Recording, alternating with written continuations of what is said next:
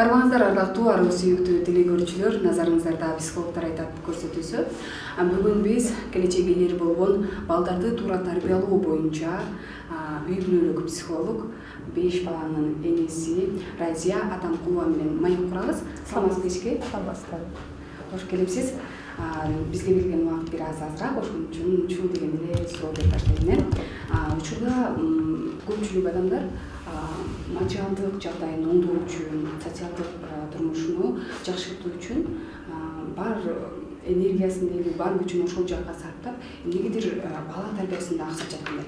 Ооба, туура айтасыз. Азыркы учурда бардык нерсе акча менен өлчөнүп, анан бала тарбиясында дагы кыйла мүчүлүштүктөр болуп жатат. Мунун себеби азыр бардык нерсени акчага сатып алсак болот. Балага дагы керек нерсенин бардыгын алып берип койдум го, дагы эмне кереги бар? Эл катары кийинтип, ичиндирип, ойнотуп жатамын, окутуп жатамын частный жерге. Болду да, анан башка дагы кандай бала тарбиялоонун жеткенчеги болушу мүмкүн деген акча менен өлчөп койгонубуз болуп калат да.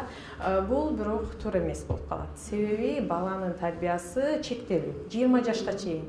Же болбосо 13-14 жашка чейин гана бизге ушунчалык зар болуп, мээримибизге муктаж болуп чоңоюшат. Ошол маалда убагында туура тарбияны берип койсок, муну акчалай менен эмес, адамдык мээрим, асыл сапаттар менен туура тарбияны берип койсок, ошондо балдарыбызда жакшы адам болуп жетилүү мүмкүнчүлүгү болот. Ал эми айтып коет го, акча менен мисалы диван сатып алсаң болот, бирок уйкуң келбесе, кандай анын пайдасы бар деп, ошондой эле балага бардык нерсени алып берип койгон менен анын табигый муктаждыгы бар. Бул ата эненин жанында чоңоюу, анын мээримин алуу, апасына тоюу, жакшы адамдардын мамилесинин мөмөсүн көрүү. Биз бала тарбиялоо дегенде аны башкаруу, аны кадимкидей отур дегенде отур, тур дегенде тур деген сыяктуу өзүбүздүн бир жандыгыбыз сыяктуу деле көрүп калганбыз. Бирок балага биз негизи өзүбүз кандай жашасак, ошонун эле үлгүсүн өрнөк катары көрсөтөбүз. Ошол эле учурда көпчүлүк ата энелер тарбиялоо дегенде урууну түшүнүшөт да. Бул негизи биздин элге сиңип калган нерсеби, көп байкалат да ушул нерсе. Бала ынжыктанып, айтканды кылбай, бир эркелигин көрсөтүп баштаган убакта эмнегедир аны уруш керек деген нерсе. Качалыктуу деңгээлде ушул нерсе туура эмне? Бул негизи тарбияда кунут методу жана пряник методу деген бар. Көпчүлүккө таанымал, мен жалпак тилде айтайын. Себеби бир нерсе биз каалагандай болбой калса, бала бизге удобный болбой калса деген сөз. Отур дегенде отур, тур дегенде тур, болду бүттү дегенде токтоп калыш керек. Биз ошондойду каалайбыз. Биздин удобствобуз ошондой. Ал бизге дайым эле жүгүрө берсе, секире берсе, аны алып бер, муну алып бер, же мени ук, мен менен ойно дей берсе, бизге бул неудобство жаратат, ыңгайсыздык жаратат. Ошого бизге ыңгайлуу баланы каалайбыз.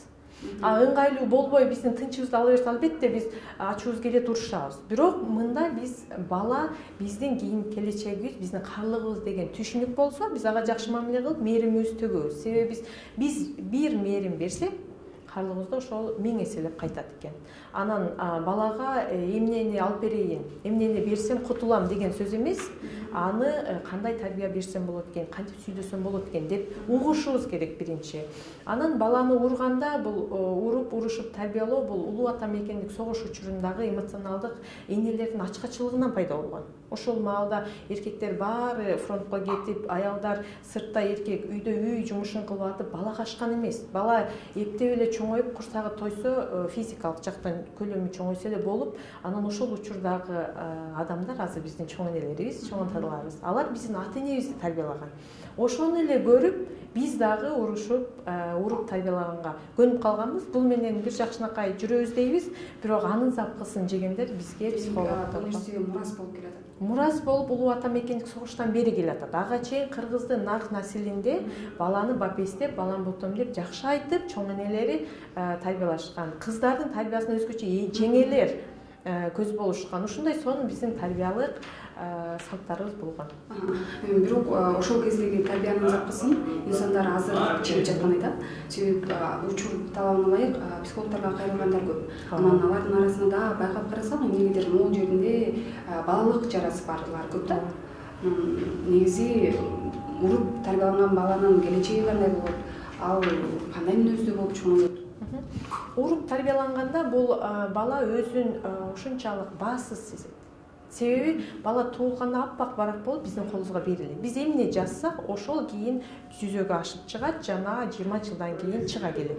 Эми биз ошондо балалыгын кылып эле, мисалы 6-7 жашка чейин баланын аң сезим деген өзүнүн кнопкасы иштебейт. Биз ошентип айтсак түшүнүшөт да. Анда эмне жакшы, эмне жаман дегенди билбейт. Ошол нерсени биз эске албайбыз, билбейбиз. 5-6 жашка чейин эле баланы уруп бүтүп койгон болобуз. Бала секире берет, жүгүрө берет, ички энергиясын жакшылык, мисалы спорт менен, башка машыгуулар менен өткөрсө жакшы, энергиясы көп болсо. Ал эми биз ошол нерсени каалагандыктан эле уруп коебуз, урушуп коебуз. Анан бала мен эмне үчүн каалаганымды эркин жасай албай калам деп, анан мен жакшы эмес окшойм деп ойлоп калат. Көбүнчө баланы урушканда ал бала ата-энесине капа болбойт. Унутуп кете берет, апам да деп жакшы көрө берет. Бирок ал өзүнө болгон баасы төмөн болот. Мисалы сен жамансың, меси жок, башы жок деген сөздөр мисалы сиңе берет, кийин бир нерсе болгондо мен башым жок, мен кыла албайм деген самооценка, өздүк баасы түшүп кете берет. Кийин эч нерсеге жарай албаган, эч нерсени чече албаган адам болуп чоңоюп калышы мүмкүн да. Биринчи балабызга биз зыян келтиребиз.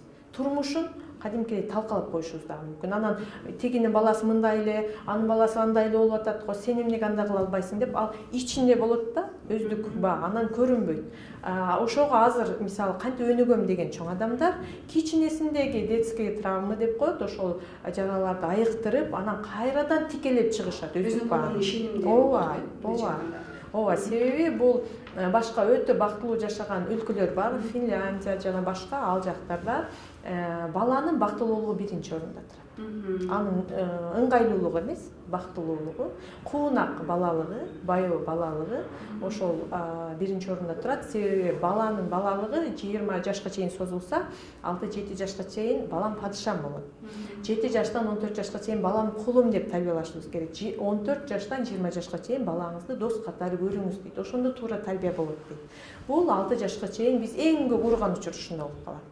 Балам падышам деп балага ушул орунда бир суроо, кечээ сөзүбүз бөлгөн үчүн 6 жашка чейин баланы урганда бала ошол нерсеге көнүп калат. Ооба. Байкам ушуну практикадан өзүнүн айран чөйрөмдөгү инсандарда деле кийинчерээк айтканын кылдырыш үчүн ушул ыкманы гана колдонуп коркута аласың да. Бул коркунуч жаратпайбы? Жаратат. Азыр мисалы мага кайрылып мен баламды уруп чоңойтконмун, эми оңдосом болобу? Сиз айтканда урубай койдум, урушпай койдум, такыр укпайт да дейт. Чындап кичинесинен балага зордук зомбулук менен оозандырып, аны азыктандырып койгон болобуз. Бирок аны реабилитация кылганга чейин кыйла убакыт өтөт. Психолог менен тыгыз байланышып иштешиш керек болот. Баланычы эгер биз оңдоп, жакшы жөн эле бир айтканда, жакшы мамиле кылганда эле туруп кыла турган. Экинчиден баланын психологиясын билишибиз керек. 6-7 жашка чейин бала жүгүрөт, секирет, ойнойт, шоктонот. Бул норма. Бала 3 жашка чейин апасына жармашып, этегин кое бербейт. Бул норма. Ошону билишибиз керек. Эмне эле мага жармаша берет, нары турбайт, жылдырбайт деп биз баланын табиятын билбейбиз да. Табиятында 3 жашка чейин бала энеден өзүн бөлүп көрө албайт. 3 жаштан кийин сепарация пайда болот. Бул сепарация бөлүнүү. Бир кадам. Досу менен 1-2 саат ойногон. Анан барган сайын бала биз кааласак, каалабасак узакташып кете берет. Апанын жашоосунан барган сайын оолактап кете берет. Анан чоң адамдын жашоосуна жүгүрүп айтканда 6 жашка чейин бала үчүн ааламда бир гана апасы болот. Ооба, 6-7 жашка чейин өзүн курчап турган чоң адамдардын таасири өтө күчтүү болот. Эгер балабызда жаман жүрүм-турум болсо, жаман кылык жорук болсо, баары биздин чагылышыбыз, биздин күзгүбүз. Биз чоң балабызды кандай одоно, орой сөз менен урушсак, карасаңыз өзүнүн кичине инилерин, сиңдилерин окшойт урушуп аткан болот. Биздин эле копиябыз болуп калат. Ошондо ага чейин баланын тандоосу жок, биз кандай мамиле кылсак ошону сиңирет, губкасы мал сиңирет, анан бизге эле кайра чагылтып берет. Ошондо биз күнөөлүү болуп калабыз да, бала жакшы мамиле кыла албай, жакшы өспөсөчү. Демек бала өзүнүн ою менен өсүшү үчүн, өзүнө ишенимдүү болуп өсүшү үчүн кандай тарбия бериш керек, кандай ыкмаларды колдонуш керек? ар бир бала өзүнчө, ар бир бала алам жана ар бир бала индивидуалдуу болуп саналат. Ошондо ар бир баланын өзгөчөлүгүн карашыбыз керек. Анан балада бүткүл 100% деп алсак, 100%дын 70% анын керектөөлөрүн, муктаждыгын аткарышыбыз керек. Апа турам, апа суу ичем, апа секирем, жүгүрөм, ойнойбуз дегендин баардык бир күндүк планды алсаңыз 70%ын канааттандырып, эң кооптуу гана, коопсуздук темасына байланыштуу, ден соолугуна байланыштуу гана тыюулар салышыбыз керек. Ошондо биз туура тарбияны жүргүзүп баштаган болобуз. Мисалы, бычак, кайчы нерселерди кармаганга болбойт. Электро розеткалар кармаганга болбойт. Анан ден соолук, муздак суу ичем десе, мисалы, муздак сууга чөмүлөм десе, ушундай нерселерден кайтарабыз, бирок андан башка 70% анын керектөөлөрүн аткарсак, бала ыйлактабайт дагы, ынжыбайт дагы, баягындай бизге көрсөтө турган өнөрлөрү көбөйүп кетти дейт. Андай терс жүрүм туруму болбойт. Муну мен өз 5 баламда сынап көргөнмүн, туура эле. Ушундай болот, себеби ооруп калганда балама диета кармоого мага туура келет. Ошол учурда мисалы дарбыз жебейсиң, коон жебейсиң деп баардык нерседен тыйып койсом, кечке ынжык болуп, ушунчалык скандал чыгарат. А бирок айыккандан соң ошол керектөөлөр аткарылса, ал эч кандай бизге көйгөй жаратпайт. Ошону биз байкап, өзүбүздүн ар бир балабызда 70%га чейин анын керектөөсү канааттандырышы керек деп аткарышыбыз керек. Сен коомчулукта жанагындай сурам жол жүргүзгөндө, мисалы үчүн, жоңгон апа мен сени жакшы көрөм деген сөз айтыш кыйын да. Ооба. Бул эмоционалдык жактан биздин билимсиздигибизге эле барып такалат. Анан биз муну айтып көнбөгөнүбүз үчүн биздин подсознанияда түпкү аңсызында ушул нерсе жок. Анан азыр ушуну айтып жатышат, жана көндүрүп да үйрөнүштү, жана уже кыйла эле энелер, балдар үйрөнүп калышты. Бул баланын жана эненин өздүк табигый эле муктаждыгы. Мисалы, энелер деле бизди жакшы көргөндү жакшы көрөбүз да. Ошондой эле балдар да дайым жакшы көрүшүн, эркелетишин, ата эненин аны дайым көңүл буруп, аны ардактап турушун каалайт. Ошого биз баланын бул муктаждык экен, менин ата энелик милдетим экен деп айтып турушубуз керек болот. Анан ушуну дагы үйрөтүшүбүз керек. Дароо болбойт бул. Дароо көнүп кетиш мүмкүн эмес. 1 айлап, 2 айлап, эгер айта берсек, ошол нерсеге үйрөнүп да калабыз. Бул жөн эле эмоционалдык биздин билимсиздигибизге эле барып такалат. Бардык нерсенин чечимин тапса болот. Ооба. Баланы жаштайынан тарбиялаган баары бир жакшы. Анан бизде мондой нерсе бар го, менталитет дейли. Бала чоң болобу, өзүнөн кичине энелерин караш керек. Ал 7-8 жаштагы бала болсун, чоңоюп калганда апа үчүнчү. Анан кичинелерин караш керек, ал бала эмес. Эсеп ошондой ойго чыгарып бер. Бул канчалык? Бул биринчи үй бүлөлүк пландаштырууга барып такалат. Үй бүлөлүк пландаштырууда 3 жаштан кийин эненин организми даяр болот, психологиялык жактан дагы. Себеби 3 жашка чейин эле болуп калса, эне чарчап, такыр сабыры калбай калат да, ачууланып, баягы чоңдордун урушканга ошон үчүн барат. Анан экинчиден бала өзүнөн кийин 5 жаш кичүү инисин гана кабыл алат. Бала 5ке чыкканда менин иним жокпу, карындашым жокпу, сиңдим жокпу деп ошондо муктаждык пайда болот. Мага алып келбейсиңби, тегин иниси бар экен деп. Ошону эске алышыбыз керек. Эми бизде көп 5 жашка жеткизишпейт. Эч болбосо 3 жаш аралыкты коюшубуз керек. Анан синдром старшего ребенка деген бар. Бул чоң балага эненин жүгүн, эненин милдетин жарым оодарып коебуз. Бала канча жашка чыкпасын. 3 жаштагы кызга памперсти эптеп кийгизе албайсың деп урган энелер бар. Кээ бирки үй бүлөдө 3 жаш эң кичинекей бала, ал эч нерсе кыла албайт. Ушундайда ошого биз эненин ден соолугу жана үйдөгү психологиялык абал жакшы болуш үчүн, бала тарбиясы туура болуш үчүн бул жерде балдарды пландаштыруу. Анан эми пландан сырткары эле болуп калды, уже балдарым чоңоюп калды, көбөйүп калды дей турган болсок, анда чоң балабыздын жаш өзгөчөлүгүн эске алышыбыз керек. Анан ошол бала дагы көтөрө албай калат, кылгысы келбей калат, жадап калат. Кээде апа төрөбөңчү деген учур болуп калат. Ошондо балам ушундай болуп калды, бул Кудайдын бергени, эми ушуну мага жардам бер деп, анын дагы өзүнүн ичинде балалык сезимине жол беришибиз керек. Мисалы, биз деле жадап кетебиз. Анан биз жадап кеттик, жададыңбы, өтүп кетет, балдарым да чоңоюп кетет десе, деп кайра эле тирилигибизге түшөбүз го. Ошондой эле балага дагы чыдап кой, балам, сага ыраазычылык билдирем деп биз балага ыраазычылык билдиргенди билбейбиз. Эгер балага ошентип айтсак, ал деле адам. Анан ошол ыраазычылык билдиргенге үйрөнөт. Анан кыйналып айткан менен баары бир ошол сизге жардам берүүсүн уланта берет. Бирок чоң бала канча жашта болбосун, ошол жашка өзүбүз түшүшүбүз керек болот. 6 жаштагы баланы 30 жаштагы талап менен кыйнабашыбыз керек болуп калат. жыйынтыктап айтканда, эгер балага мээрим чоңойбосоң, аны канчалык көп сабасаң дечи айтканда, канчалык көп бала таяк жеп чоңойсо, ал мээримсиз, өз-өзүнө ишенимсиз, мындайча айтканда ийгиликсиз адам болуп чоңойот, Анан ошол бул нерседен сырткары дагы мен байкашым боюнча көпчүлүк балдардын нерв ооруларына да чалдыгып калат. Бул эми ден соолук тарабынан. Анан башка тарабынан апасына чоңойгондо эмнегедир талпынбай калат. Ооба. Бул жерде менен өзүчө шагат. Ушундай болуп калат. Себеби бала күтөт. Бала дайым айтып атпайбы, эркелетүүнү, сиздин жакшы сөз угууну, сиз аны жакшы көрүүңүздү күтөт. Бардык бала күтөт. Анан ошого биздин этегибизди тутуп, бизге жармаша берген ошондон. Биз ошону эле баланы кучактап, качан бала кой бергенде гана биз кой беришибиз керек. Ушуну эстеп калышыбыз керек. Анан 3 мүнөт деп коет. Иштен келдиңизби, сырттан келдиңизби, башка жактан келдиңиз, балаңызды дагы кучактаңыз. Ал сизге тойсун, мээримге тойсун. Ал жөн эле суусагандай эне мээримине суусайт. Ошол нерселерин канааттандырып турсак, анан аны дайым сиз балаңызды башка бирөө кандай сыйлашын каалайсыз? Эл журт кандай сыйлашын каалайсыз? Ошондой сыйда мамиле кылышыбыз керек. Бул эми биздин турмуш тиричилигибизде көп ишке ашпай калышы мүмкүн, бирок ошого аракет кылышыбыз керек болот. А бирок урушуп, уруп, кордоп чоңойто турган болсок, баланы кордосок кул болот. Баланы падышадай мамиле кылсак, кийин эл башкарган падыша болот. Ошону биз сөзсүз эске алып, ар бир айткан сөзүбүз ага күнүгө берип аткан батабыз сымал болот. Эмне деп атабыз? Башы жок деп атабыз. Аны башы жок. Же болбосо азаматтын, эстүүм, ушундай сонун жардамчым дей турган болсок, ошого карата чоңоет да, баланы биз жетелейбиз. Баланын өсүп жетилишинин 90% энеге байланыштуу болуп калат. Анын билимине, түшүнүгүнө, мамилесине жана адамгерчилигине жашоо. Бала баардык нерсени эң алгач энесинен түйүп, энесинен билет дейбизби? Анан ушул орунда дагы бир суроо пайда болот да. Бизде азыр көпчүлүгү, элибиздин көпчүлүк бөлүгү миграцияда жүрөт да.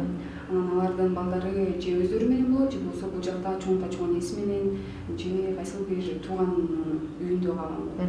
Анан андай балдардын психологиясы кандай? Бул да узактан туруп баланы тарбиялоо өзү мүмкүнбү негизи?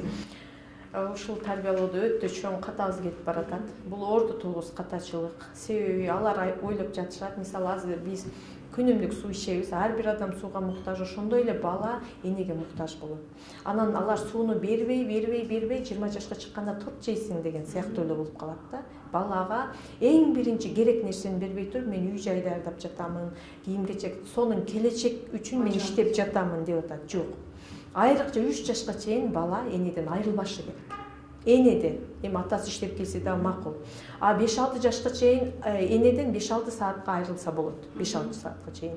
Анан ушул 7 жаштан баштап баладан күнүмдүк ишке чыкса болот эне. Бирок ажырап башка жакта жашагандын орду толгус болот.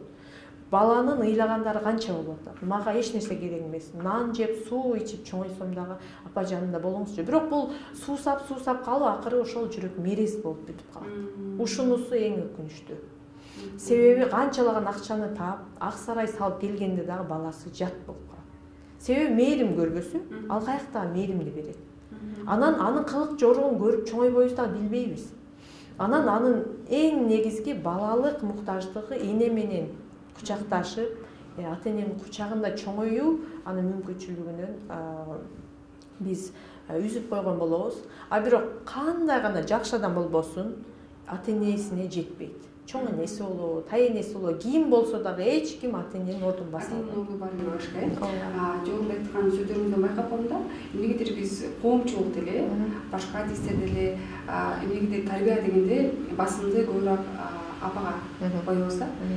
Атанын деле орду болуш керек да тарбияда. Ооба, атанын орду өтө көлөмдүү. Бул эненин психологиялык маанайына чейин ата жоопкер болот да. Эми аталар азыр кийинде эле билимин өркүндөтүп гана жоопкерчилигин алып, бул исламда бардык нерсеге эркек жоопкер го. Ошондой ийне жибине чейин аялынын көңүлүн, ден соолугун жана материалдык, социалдык бардык талаптарын канааттандырууга эркек жоопкер. Ошол баардык нерсени убагында сонун кылып турса, эч кандай эне баласын урбайт дагы, урушпайт. Атанын мойнундагы жоопкерчилик да, мынча айтканда, бирок баягы баланын эле жүрөгүн алып эле, могу жердеги кусасын көтөрүп, жарымына апасы толтураса, жарымына атасы да.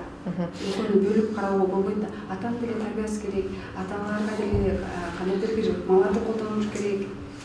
Атанын эң жакшы бала тарбиялоодогу орду бул энени бактылуу кылуу. Себеби баары бир энеге жакын болот. Мисалы ата кел же апа экөө кел десе, бала апага жармашат. Бул табияттан ушундай. Энеден бөлүнүп чыгат. Мен бирок бул көрсөтүүгө даярдап жатырмын, мындай нерсени байкадым да. Балада нол жеринде токтолуп калган көч, кээ биркилери апасы жакшы, бирок атасы жакшы мамиле кылган эмес. Кээ биркилеринде атасы сонун адам, бирок апасы жакшы мамиле кылган эмес. Бирөөсүндө атасы таштап койгон болсо, бирөөсүндө апасы таштап койгон. Ошондой бир оору менен чоңойгон балдар бар да. Ата деле менимче кандайдыр бир мээрим берип, тарбияда аралашып, өзүн көрсөтүш керек. Атанын негизги өзгөчөлүгү бул жерде үйдө жоопкерчилик жана гарант, безопасности деп коет го, коопсуздук гаранты болуп келет. Ата бар, асказоон бар дейт го. Ошондой. Анан эң чоң тарбия булагы болуп, уул балдарга эркек кандай болуш керек, ата кандай болуш керек, ошону көрсөтүп берет. Ансыз кийин балдар чоң киши болуп чоңой албай калат. Кыздар болсо, бул жерде атанын эң жакшы мамилесинен улам жакшы жолдош күтүүгө, турмушун жакшы алып кетүүгө шарт түзүлөт. Эгер атасынан дайым кордук көрүп жүрсө, ал өз теңин таба албай калат. Ушул жерде чоң биздин билбеген жана колдонбогон билимдерибиз жатат да. Себеби кыздарга апасы тарбиялат, апаныкы деп коет. Эң жакшы мамилени атасы кылыш керек. Эки бала жүгүрүп келсе, баласы менен, уулу менен кызы, атасы биринчи кызын учурашыш керек. Кызын эки жолу өпсө, баласын бир жолу өпкөн жетиштүү. Кызга көп көңүл буруш керек. Анан кыздарды эч качан мындай финансылык жактан муктаждыкка учуратпаш керек ата. Себеби кыздар жокчулукта бузулат, балдар токчулукта бузулат дейт. Бул балдар менен, уул балдар менен кыз балдардын психологиясынын жетилүүсүнүн өзгөчөлүгү болуп саналат. Ошондо кыздардын турмушундагы атанын ролу дагы бул кийин турмуш куруп кеткенине чоң таасир тийгизет. Анан күнүмдүк турмушта сөзсүз аталар ишке барып көпчүлүк учурда иште болот, бирок иштен келгенде эле балдар менен кошо ойношу жетиштүү. Алар үчүнчү 15 мүнөт, 20 мүнөт кеминде. Анан жөн эле кызыгып сурап, кандай болуп атат, бүгүн кандай өттүңөр, эмне кылып жатасыңар деген дагы өтө сонун азыр эркектер үчүн мамиленин бир бөлүгү болуп калды. Себеби көпчүлүк аталар акча табыш менен алек болуп, ошого дагы болбой калатат да. Мен баардыгын камсыз кылып атам, силерге эмне жетишпейт деген сыяктуу. Бирок ал адам катары, ата катары жана эң жакшы көргөн бизди калкап, өстүрүп, чоңойто турган адам катары чоң нарк насилдүү орунду ээлеп турат. Аны биздин аталарга көбүрөөк эми азыр кимдер айтып атышат? Эркек адамдар айтса, чоң авторитеттүү кишилер айтса жетишти. Аялдардыгын алар көбүнчө уга беришпейт дагы, өздөрүнө жоопкерчиликти алгысы келбейт. Бирок ошондой болсо дагы эми көпчүлүгү эле азыр учурда чынында аялдардын мойнуна түшөт бардык тарбия маселелери. Ошондо аялдар ага карабай өзүнүн жакшы тарбиясын балдарга бере бериш керек. Атасы ушундай болуп атат деп энеси да таштап койбош керек да. Ушундай болуп калат да. Анан биз бири-бирибизге өчөшүп ортодо бала жабыр тартып калган болуп калат. Сонун айткылды эчке ыраазычылык билдиребиз. Жогоруда айткан сиздин кеңештериңиз биздин телекөрүүчүлөргө да пайдалуу болду деген үмүттөбүз. Сиздин жыйынтыктоочу сөз болсо. Анда урматтуу кыргыз элим, биз бала тарбиялоодо негизи өзүбүзгө багыт алышыбыз керек болот. Биз баланы бир нерсени айтсак укпашын билебиз. Канча айтсак кулагына кирбешин билебиз. Биз жөн гана туура тарбия жүргүзүш үчүн туура жашап өтсөк, убагында бардык нерсени туура кылсак, балабызга сонун мамиле кылсак, буйруса бардыгы жакшы болот жана бизди бала жөн гана туурайт. Ошол туураган нерсеси, бизден өрнөк алган нерсеси жакшы нерсе болсо, баланын түпкү аң сезимине, подсознаниясына жазылып калат. Ошол подсознание адамдын өмүрүнүн программасы болуп саналат. Ошол программа боюнча ал дагы жашап өтөт жана гүлдөп өсүп өнүгөт деп айта алам. Урматтуу телекөрүүчүлөр, мына ушуну менен бизге берилген убакыт да өз соңуна келип жетүүдө. Жогоруда айтылган кеңештер сиздер үчүн пайдалуу болду деген үмүтөбүз. Дүйнөдө биз үчүн эң баалуу болгон жан балдарды ар дайым абайлап, туура тарбия берүү керек экендигин унутпаңыздар. Саламатта калыңыздар.